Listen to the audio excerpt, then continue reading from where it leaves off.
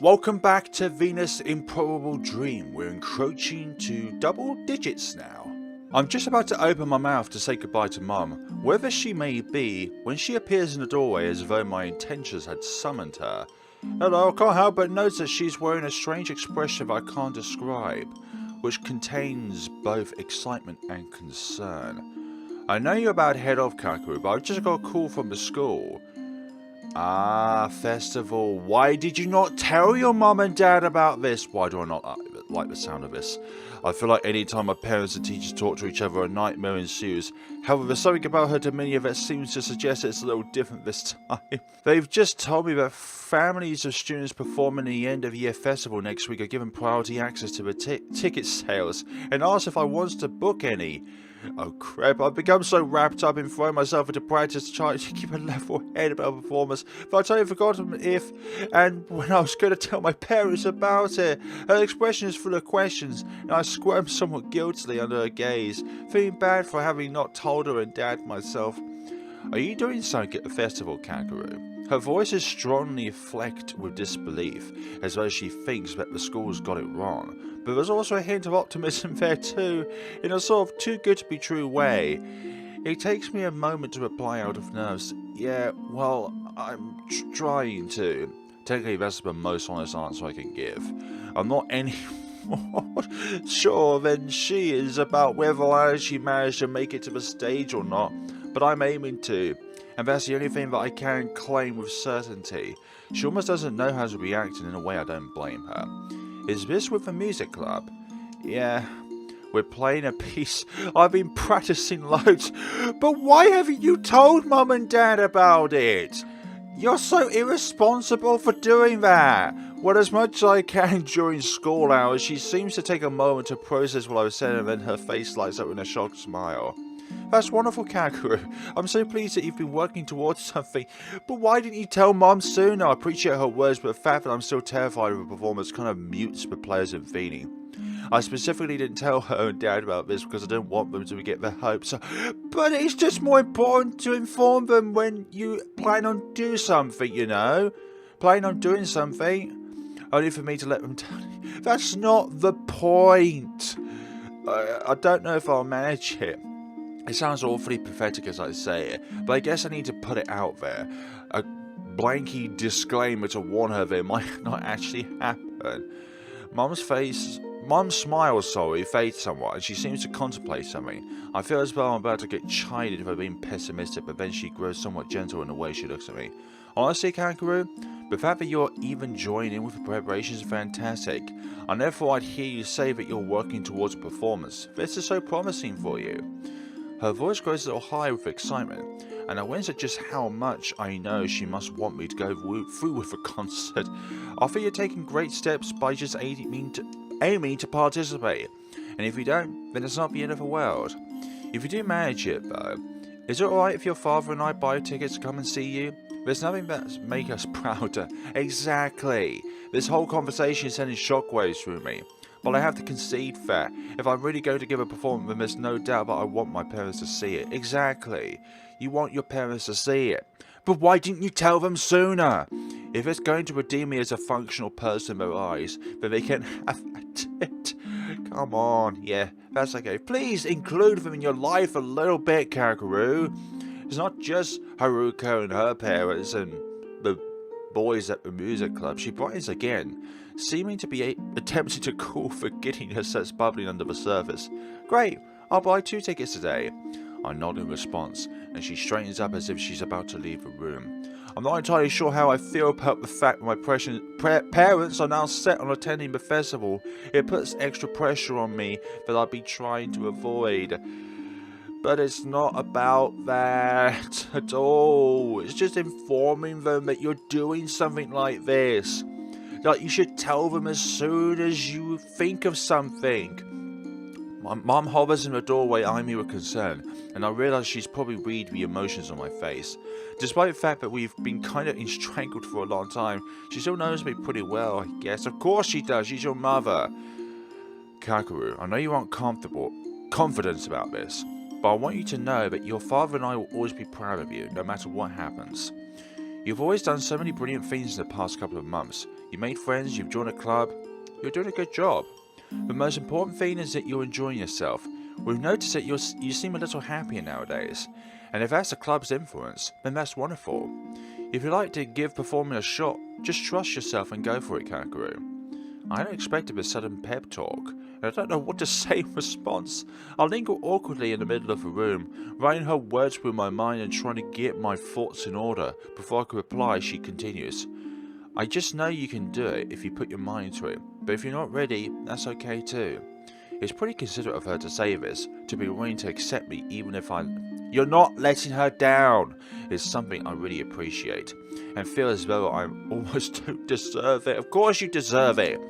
I nod, but recalling my recent attempts to try to be more open with my parents, I pull my gaze upwards and look at her in the eyes properly for a moment. Thanks, Mom. She beams contentedly at me, as though thanking me for my respect without words. No problem, Kakeru. Anyway, hadn't you better be going? Alright, yeah. Have a good day. Thank you. She disappears, heading upstairs, and my breath rushes out of me, though I haven't realised I've been holding it. Yeah, when your cheeks have suddenly gone more purple rather than red. I can't help but feel more nervous about the performance now. But there had also been something comforting about what Mum had said. I just know that you can do it if you put your mind to it. Exactly. And that's to anyone with their own ambitions. You can do it even if you feel like you can't do it. Because that's what life is all about. Continuous endeavours in the paths that we choose to go through in our lives.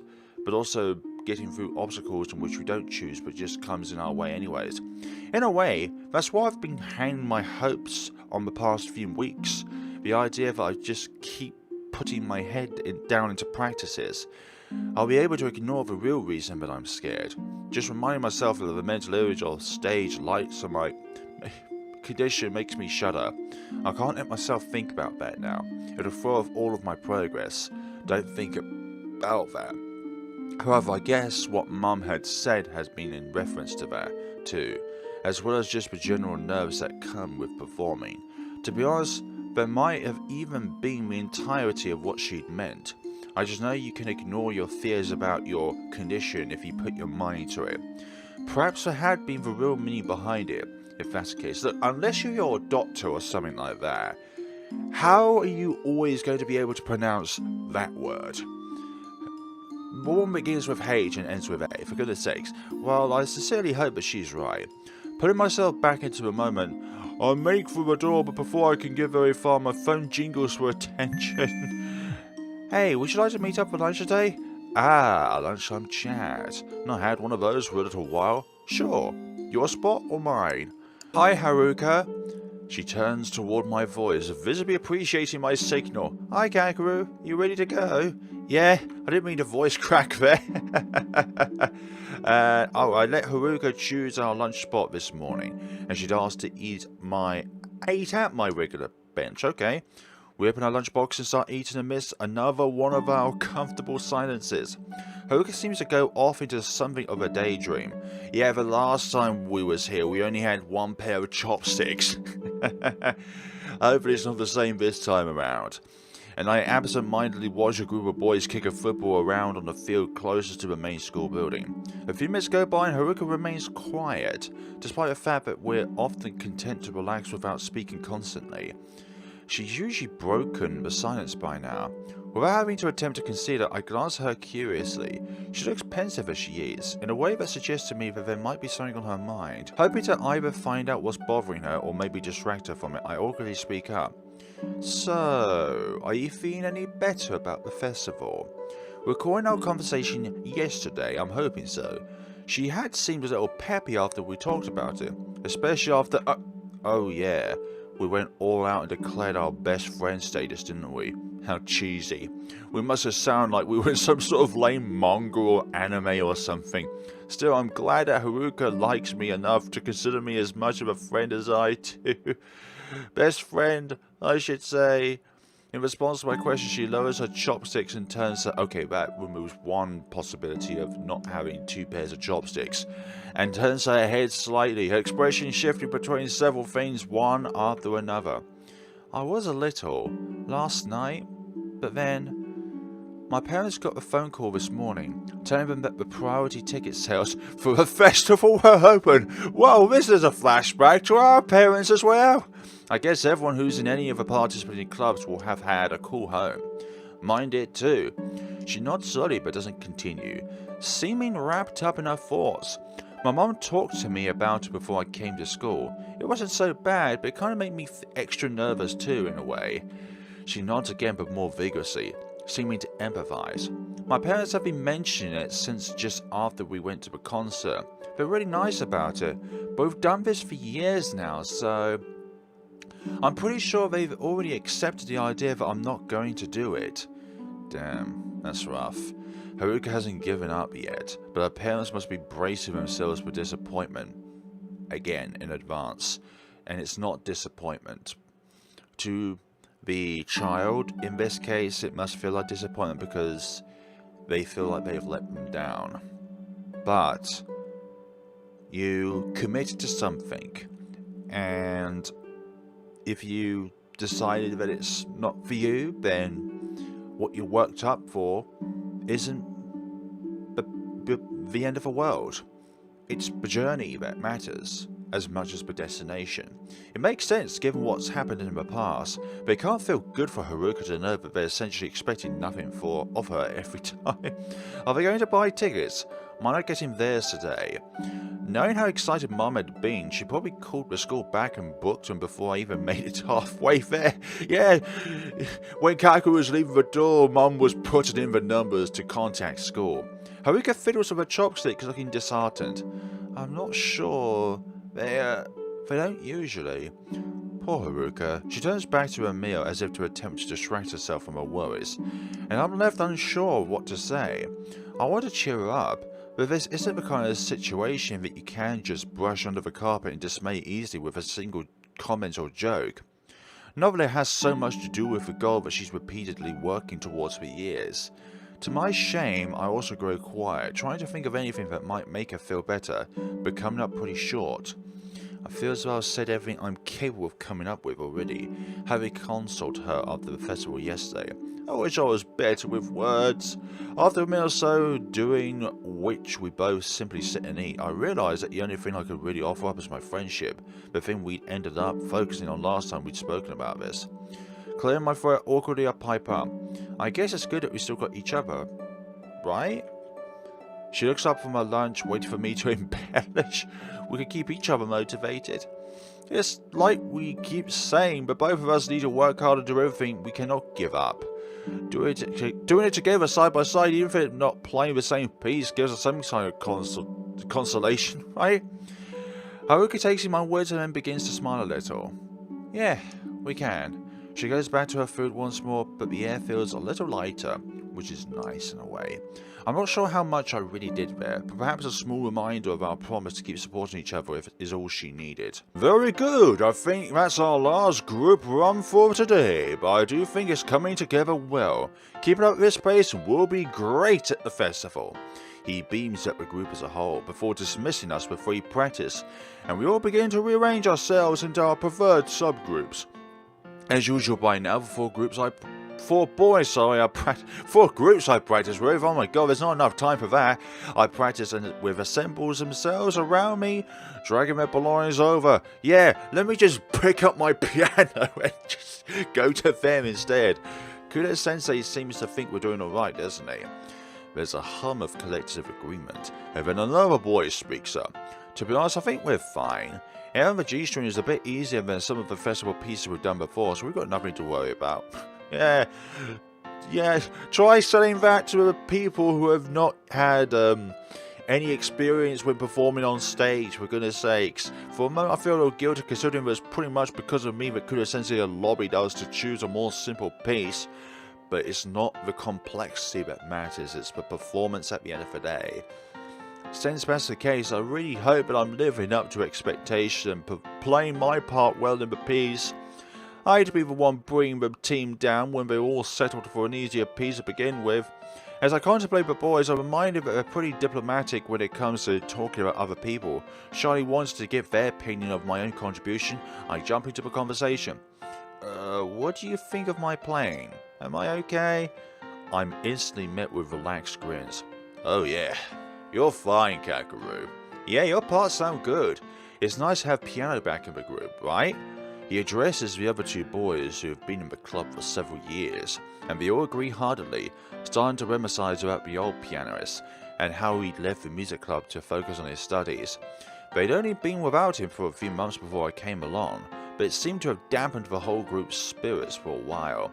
I guess me showing up when I did gave them a little boost in morale. It meant that they're able to incorporate piano back into the festival performance too. At least that's the impression I get from their banter, and I feel a little consoled to hear it.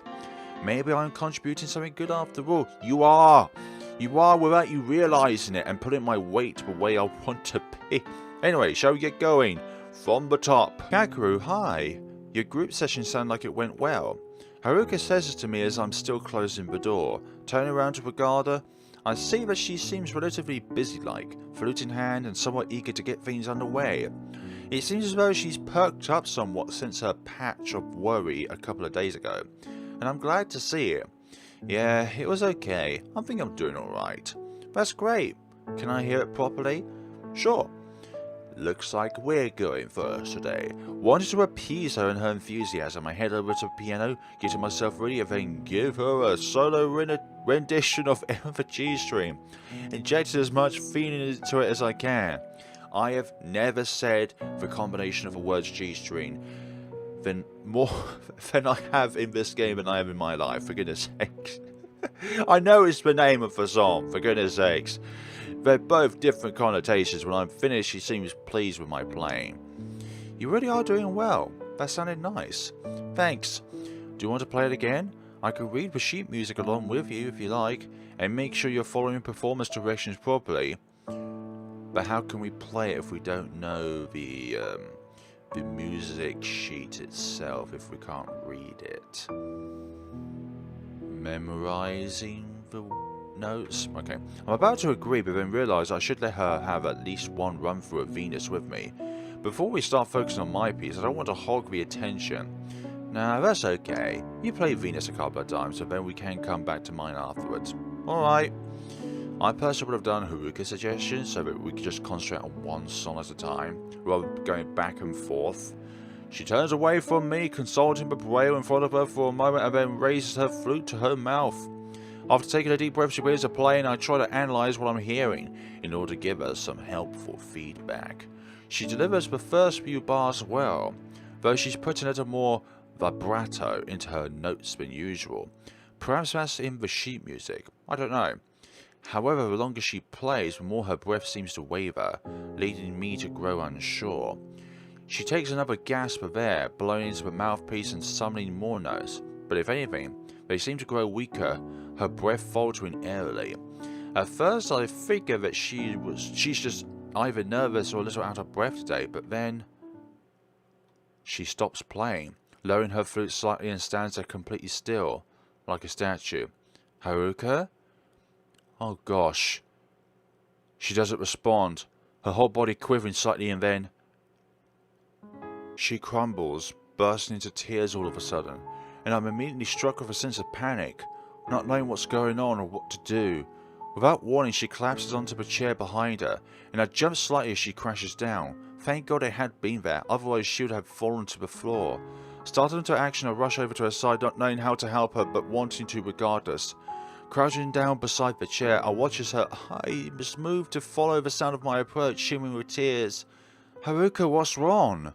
She can't muster any words, simply sobbing for a moment and swivering around to feel the edge of her flute case with her free hand. Once she's located it, she damps her flute into it rather unceremoniously, and then turns back around. I guess her enthusiasm demeanor when I came into the room had been a mask, disguising her true feelings, and I feel terrible that she must have felt compelled to put on an act in front of me. I let her cry for a minute or so until she can speak well enough to form a sentence. It's next week, isn't it? The festival? Yeah, I usually give up by now. The words seem to weigh heavily in the air as they leave her mouth, and my mood grows more and more soulful by the second, echoing hers. I see.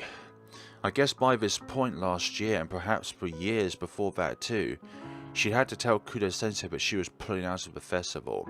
She reached a point where her fear usually gets the better of her, and she loses hope of her dream. She always tried again the following year, but as our teachers kept reminding us recently, we're 17 now.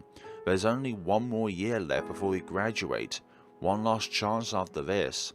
Time is running out for Haruka to make good on her wishes, and she must be feeling like a dead weight on her shoulders. As I crouch there, my chest aching for her, I recall a conversation we had earlier in the week when she mentioned being worried about dropping out. I guess it's been building up for a while now, and now her distress is boiling over, unable to be contained. The first year. She sniffles, clearly overwhelmed. I don't butt in, not wanting to trample on what she wants to say. The first year I tried to do this, I made it all the way to the festival. I was waiting in the wings to perform, but it just got the better of me. I thought next time would be different, but I kept getting worse and worse. I haven't made it past this point for a couple of years now. She speaks haltingly, whimpering between sentences, and her total loss of composure is kind of jarring for me. So used to seeing her quiet and relatively collected. This is clearly a deep sadness that she's never shown to me before, and possibly not to anybody. Not only that, but she seems annoyed at herself for crying so hysterically in front of me, something that I'm posing no judgment on whatsoever. Though I can tell she's not happy with herself over it. She sniffles, wiping away her tears, though they're quickly replaced with new ones. I just want to do it so much, but I don't think I can. She doesn't need to explain to me why it's so important to her. It's because of her passion that this fear must hurt her 10 times more than it would anyone else. I have no idea what I'm about to say, or how to go about counseling her, but I'll open my mouth regardless. I'm really scared too. I know it's not the same for me as it is for you. She probably knows what I'm implying by that, but well, I might as well just ignore that. What I'm about to say is pretty mushy and just put my cards on the table. You kind of motivated me to try, Haruka. I look up to you as a musician. You're so much better than me. I don't know if I'm going to manage this performance, but I think I can give this close. But I think if I can get this close already, then you can definitely do it. It's generally what I think. If a half-assed musician like me, can get to this point and still want to keep going, then Haruka must certainly have the fortitude hidden deep inside her. There must be a way for her to tap into it. However, she shakes her head at my words, brushing more tears from her cheeks, which look as though they're starting to sting. You keep saying that, and I'm not even... She takes another moment to snatch desperate gulps of air, struggling to calm herself down. You say I'll motivate you and help you out, and I keep telling you not to give up, and yet here I am, crying like a child, not even able to keep going. I don't even believe in my own words. I'm a total hypocrite. She admonishes herself to me until she runs out of steam, sobbing once more. It's truly dreadful to see Haruka like this, especially if that's what she thinks about herself. I know better than anyone what it's like to despise yourself, and I don't want her to feel a single iota of that. I want her to feel like the talented, kind person that she really is. After spluttering for a moment, she continues, "And you know what's even worse? You've been making me feel better too. And I was really happy when you said you'd come and watch me even if you didn't perform. I was glad that you'd be there to support me, but it's not even going to work." She trails off, and I'm left a little confused as to what's not going to work. For one thing that is certain about my appearance at the festival is that I'm going to be there to watch her play. Whether I perform or not, that's guaranteed. I'm not sure what about she's not trusting. What do you mean? Her sobs grow a little quieter, and as she sniffles, she raises her head to look at me more directly. Though our height difference, due to her sitting in a chair, means that her gaze falls over my shoulder, her entire body sags with despair, and her brow wrinkles with anguish. I just wish I could see you, Kakeru. Wow. That hits deeply. That really hits deeply. That really does. Because I think Haruka just wants to see. Just generally. She wants to see the kind of person that Kakeru is with her own eyes. I stare at her wordlessly for a long moment, unsure on how to react to those pain-filled words. She manages to speak again before I can muster the cohesion to reply. I've been trying to tell myself that this year will be different, because I finally have a friend to cheer me on. I try to feel stronger knowing that you'll be there to watch me, but it makes no difference anyway. Even if you were stood right in front of me when I played, I wouldn't know. You've gone to the effort to be here for me, and I can't even see you do it, or look you in the eyes to say thank you. I could see the threat of another rush of tears swelling up within her. You're not useless. Don't you dare say that you're useless. The dam breaks once more, and she allows herself to be swallowed whole by the wave, covering her face in shame as she cries. Watching her fall apart like this is like watching someone repeatedly kicking it. Oh, I almost said those words. That's horrifying. Or smash your most beloved possession to pieces in front of your face. Yeah, like that music box of Haruka's. It's cruel and pricks like thorns, and I just want to make it stop. I have no idea that my presence really meant that much to Haruka. All this time I felt as though she'd been the one showering me in praise, encouragement and motivation, a severely one-sided friendship in which she was the strong one, dusting on me. We all have our strengths and weaknesses, man. It's obvious to me now, though, that she wants to be able to metaphorically lean on me when times are hard, and that at the same time she feels as though it rendered pointless by her inability to see me. Though, that's not right after all. Sight doesn't matter. I'm still here. She can still get the support that she needs from me without having to see me, and it doesn't make her weak or pathetic at all, or useless. Coaxing my trembling hand to move, I tentatively reach out to her, moving slowly so as not to start her, as well as out of nerves. An uncommon occurrence in our friendship, I break the touch barrier holding her arm gently, in what I hope is a comforting way. She stares slightly at the sensation, but relaxes somewhat when she realizes that it's me. You're wrong, Haruka. You're not useless at all. I know it must be horrible for you, but from where I'm standing, I steady my voice, which had started to quiver a little. Well, I don't care if you can't see me. It doesn't matter to me. I don't need you to look at me in the face or anything. Considering what she'd see if she could, I'd rather she didn't anyway. I'll still be here. And it's not like I need to see you either. You know. You're gonna give a really good performance, Haruka, and I'll hear every note you play. I could go in there blindfolded, and it'd still be just as good. I feel as though I'm probably not getting my point across as well as I'd like to, but the words are just kind of pouring out of me, in an odd display of forwardness.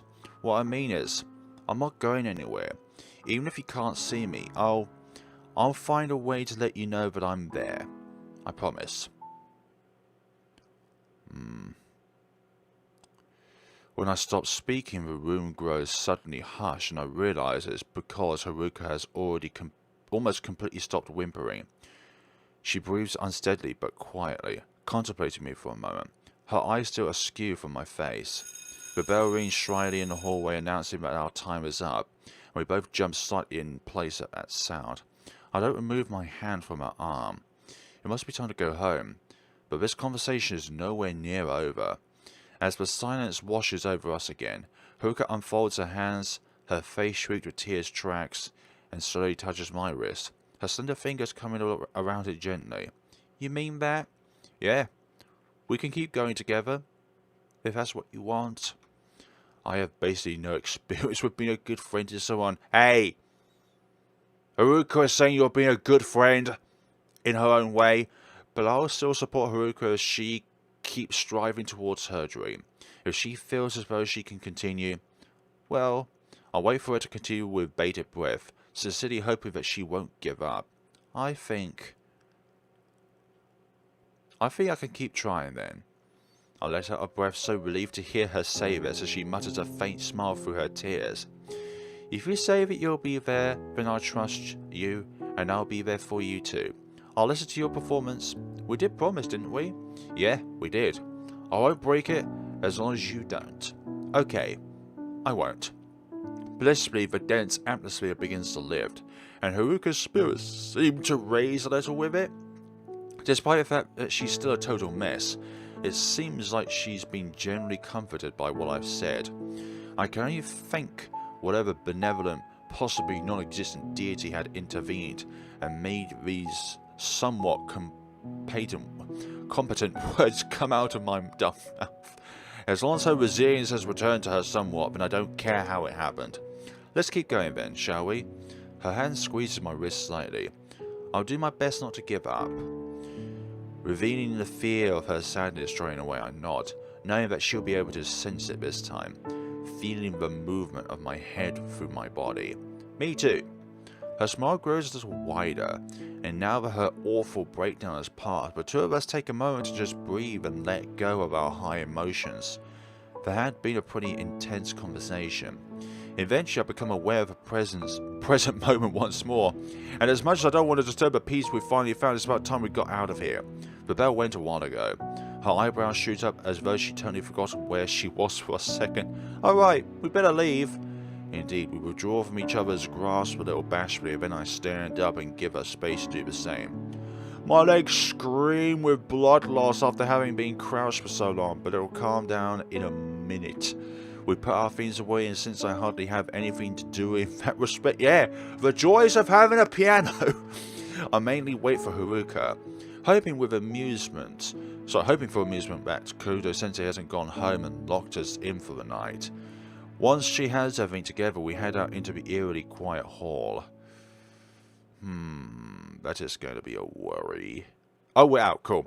Luckily, the door had still been open as we headed out and made our way slowly outside. As I turn to Haruka, I notice her face has all the telltale signs of someone who's just been crying heavily, illuminated more obviously by the sun. Still, she seems to be feeling better, so I hope that she'll be able to relax and enjoy her evening as she usually would once she gets home. She falters a little with what she wants to say, appearing somewhat tired. It wouldn't surprise me if she felt totally wiped out after being so upset. Thanks for everything back there. Oh, and sorry for not playing Venus. She shoots me a sheepish expression. I chuckle quietly. Just play it for me tomorrow then. Yeah, I will. She almost turns to leave, but I linger awkwardly, seeming to have something else in her mind. However, she must have decided against saying it as she settles again. If it had been either an apology or another thank you, I don't need to hear it anyway. See you tomorrow then. Yeah, bye Haruka. After one last appreciative look, she heads in the opposite direction, leaving me behind to head home. And after watching her go for a moment, I set off on my own journey. In a way, I kind of feel bad for not having anticipated a meltdown earlier, given that she's already told me before that she ducks out of a performance early and mentioned it on Monday. Maybe I should have been more mindful of her growing so disheartened around this point. Well, what's done is done, but the most important thing is that she's not going to give up. Look man, don't say to yourself that you didn't notice the signs, because you noticed that her performance was getting weaker as her breath was becoming more irregular when she was playing it, and then obviously from there the breakdown happened, but you noticed part of it, and that means that you are human at the end of the day, because if you notice none of it and just stare there like, what's happening, then does that make you human? Hopefully, something similar. Hopefully now things will carry on as they had been for a little while longer, before all of us will have to take a real deep breath before the plunge.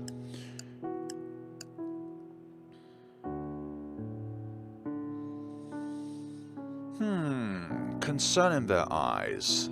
Hello Kakeru, you're home a bit late today. Anything happened? Ah right, I'm not sure exactly how long past the bell Haruka and I had stayed. I guess they must have been worried I'd run into some sort of a problem at school. I left the club late. I was talking to Haruka. She was upset. I probably should have spared Haruka's dignity, but nah, you're doing the right thing, but I've already said it now. Dad grows intrigued and Mum's brow creases in concern. Oh, that's not good.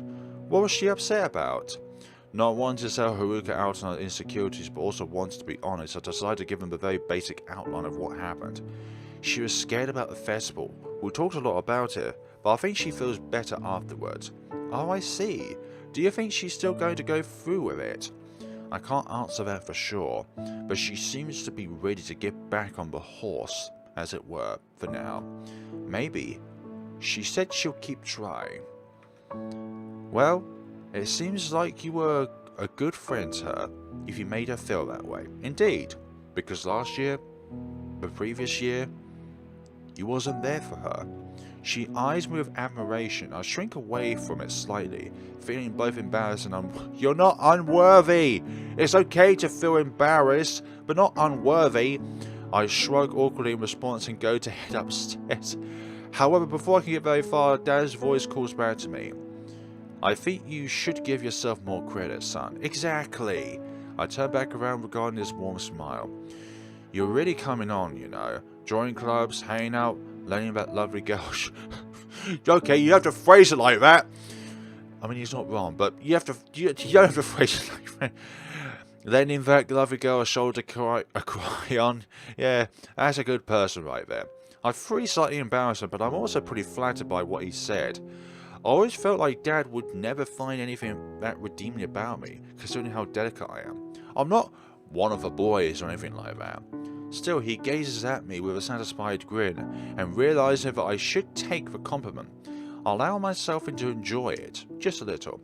Thanks, Dad. Mom smiles too, as if she agrees with Dad's perspective. He's right. You're becoming a real nice man, Kakeru. Before I can say anything in reply, she gets up off the couch, heading in the kitchen while shooting Dad a look, and he follows after, smiling at me one last time before disappearing. Neither of my parents are content with me and being told I'm progressing as a person like that. It's something that I'm not used to after all, but when I get around my embarrassment and self-sabotage, I guess it feels pretty nice. Heading upstairs, I do my best to let myself believe that, between cancelling Haruka somewhat successfully and having my parents approve of my actions, I'm doing alright. I think that's a wise decision right there. If you can master the first 3 minutes, rather than trying to master the full 8.5 minutes with the amount of experience that you have with the song, then I think that's a good thing. If it ends on a note that sounds like it's going to end, but then it picks up again, but you don't do it because you only want to do the previous section, then that's okay.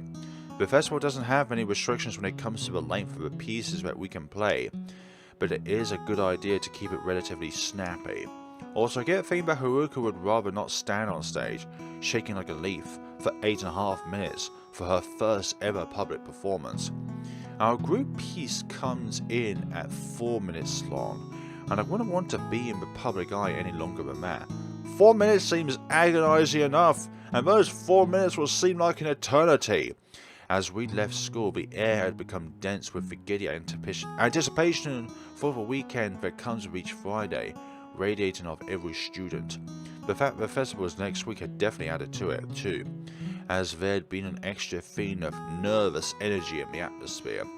I didn't appreciate it, but I'd done my best to ignore it, relaxing for the door handle.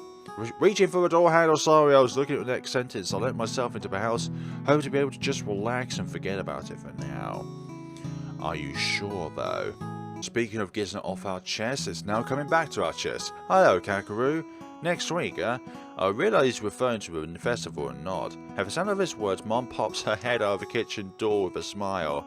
Yes, not long now. You excited? To be honest, more people keep emphasising how close to performance we are, but shaking my courage becomes, I wish everyone would stop going on about it. I think they're just wanting the best for you. At the end of our group session today, Kuro-sensei has given us all a rallying speech about not letting our practice time go to waste, and remaining confident as the last week of preparations is approaching. Everyone had tittered excitedly except me. I managed to cool off a bit when I meet up with Haruka, but now that my parents are talking about it, I'm starting to get a sinking feeling. I just don't want to be reminded of the daunting challenge ahead of me. Both parents eye me with concern as I haven't managed to answer them yet. Lots of my doubt. Mom seems slightly regretful about asking about it and moves a little closer to me. Don't feel too pressured. I'm sure you've been doing brilliantly in your preparations. for what you said, and you've got a whole weekend of relaxation ahead of you. So you just go ahead and enjoy that. Dad nods supportively in agreement, and I do the same, although I don't really feel any easier after glancing at them briefly with what I hope is a decent smile. I pad off upstairs to my room. Let's see what this says. Wonder what is unusual enough that she can't just say it to me. I begin to read. As I do, a wave of something powerful comes over to me that I can't identify, but it causes my chest to swell with so many feelings all at once. Dear Kakeru, things have been changing for you recently, and we're sure that you've been very uncertain at times. Life is scary sometimes, and we know that just as well as you do. We were kids once too, after all. However, what we've seen from you in the past 2 months have been wonderful. You've really come out of your shell, begun to flourish as a young adult, and have made us very proud. Because of that, we're absolutely certain that whatever you do in the future will also make us smile, because you're a thoughtful, talented and focused individual who can take pride in, no matter what. So whether you play at the festival or not, we want you to know that your how do you say that word as a person will never change in our eyes? All we want in life is for you to be happy, to enjoy your youth, and to find things that make you feel as though every day is worth living.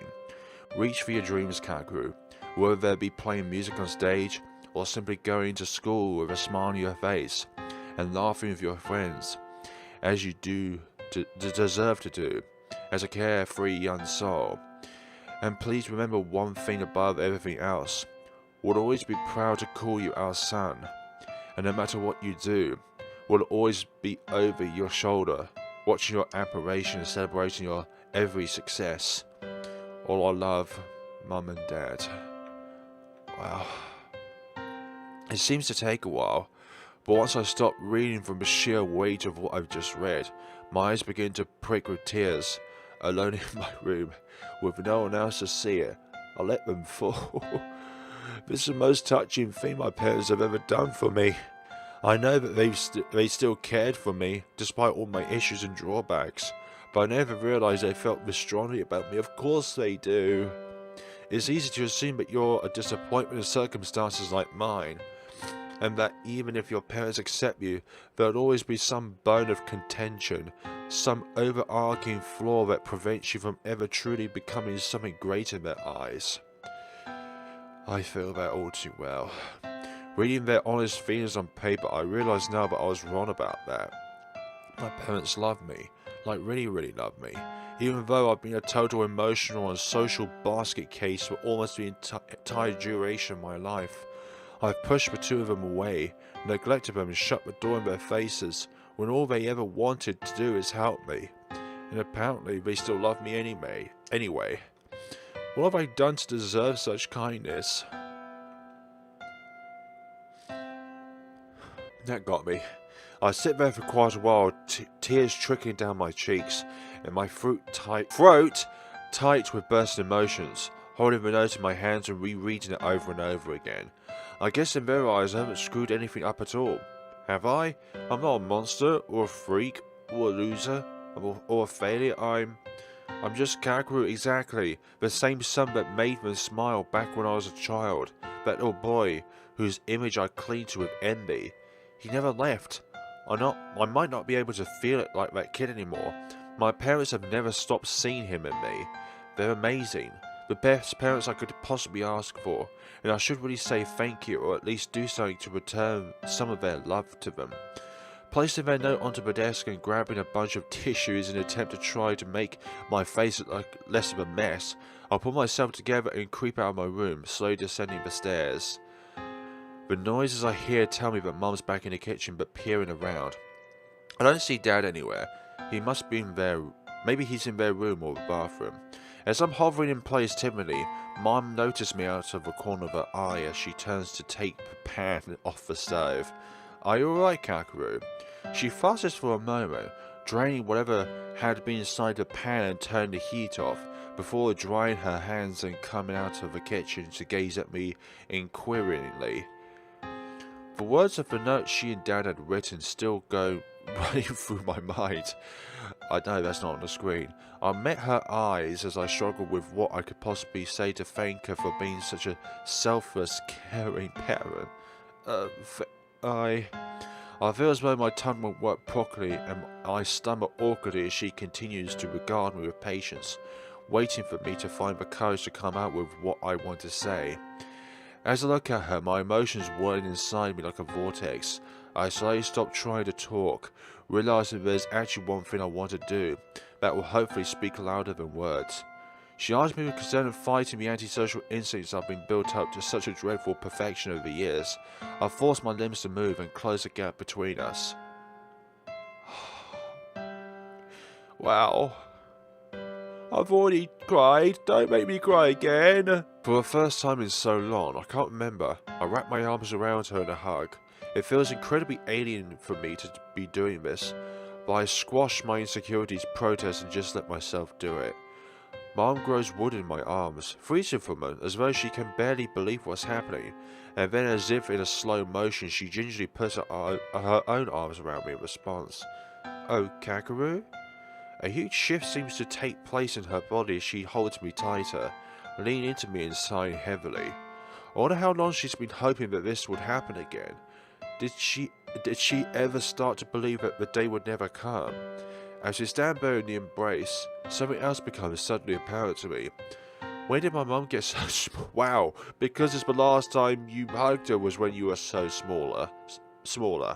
I swear the last time I hugged her, she was taller than me. Has it been that long? God, I've neglected her so much. Both of them.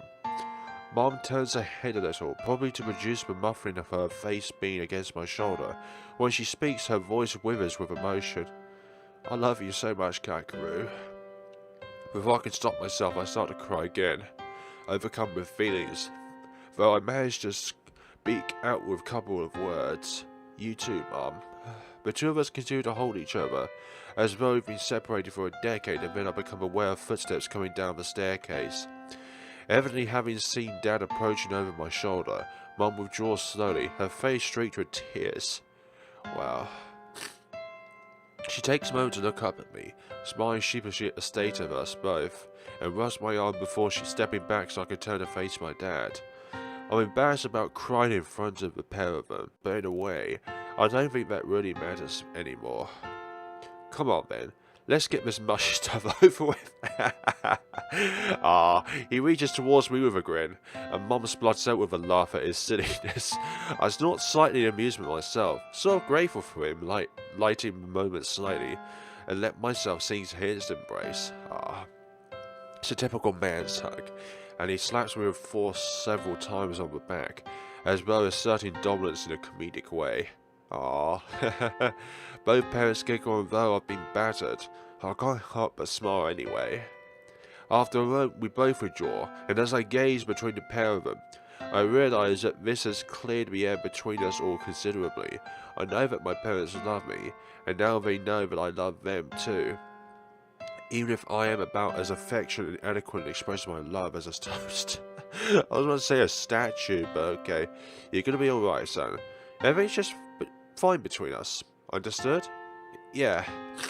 As we share a smiling gaze, all three of us moved by what has happened.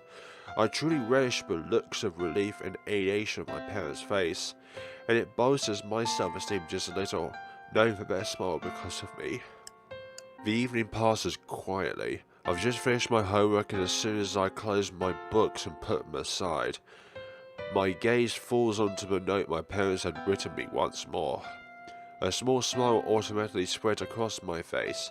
I think I'm going to put it in my bag for school, so that I can see it whenever I feel like it. It'll probably give me a little boost whenever I read it again. As I'm organising my textbooks for Monday morning so that I don't have to think about it when the time comes around, I hear footsteps approaching my room, and as I anticipated, a knock comes on the door. And, yeah? My mum enters the room, beaming at me as she comes over. The nice things from earlier clearly haven't waned for much from her, and I can say a similar thing for myself. Here you go. She passes my dinner to me, and I take it carefully, making sure not to drop it as I rest it on my desk. Thanks. No problem. Seeing more content than I've seen her in a long time, she leads me to it, and I turn around to enjoy my meal. However, just as I'm about to plunge my chopsticks into the bowl, something causes me to halt my tracks. Thinking about everything that's been said tonight, or at least communicated through our methods, I feel as though me holding up in my room is a bit redundant now.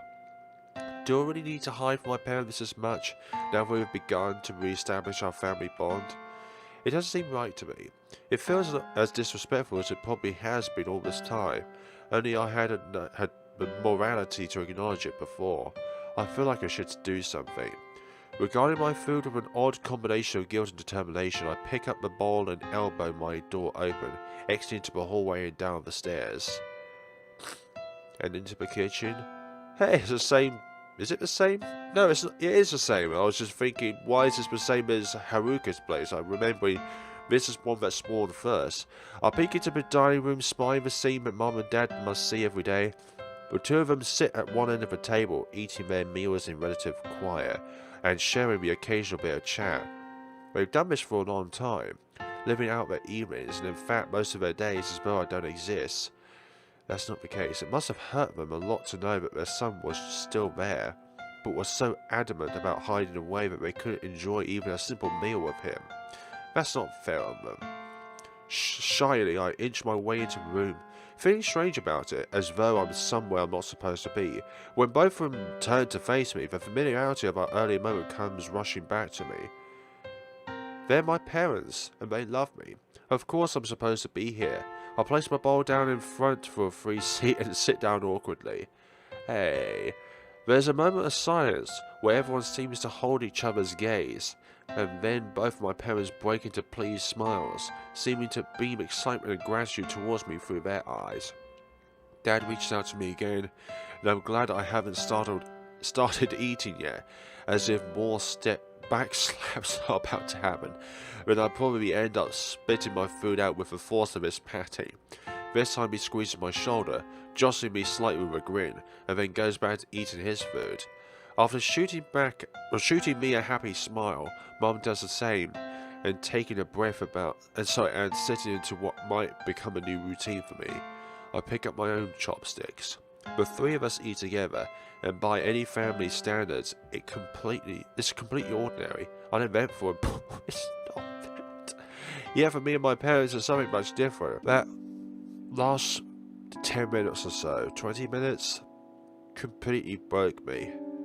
Like, I always sat with my parents every day for dinner, but it's just the fact that I always feel like I'm such a burden or such a disappointment, or I always feel like I've held them back in some way in their lives. But indeed, for every good parent, they support their children regardless of what they do.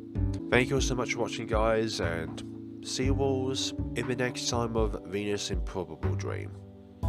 I'm sorry again earlier for crying, but people cry, and it's perfectly okay to do so when the time comes for all that sort of stuff. Thank you all so much for watching, and take care of yourselves.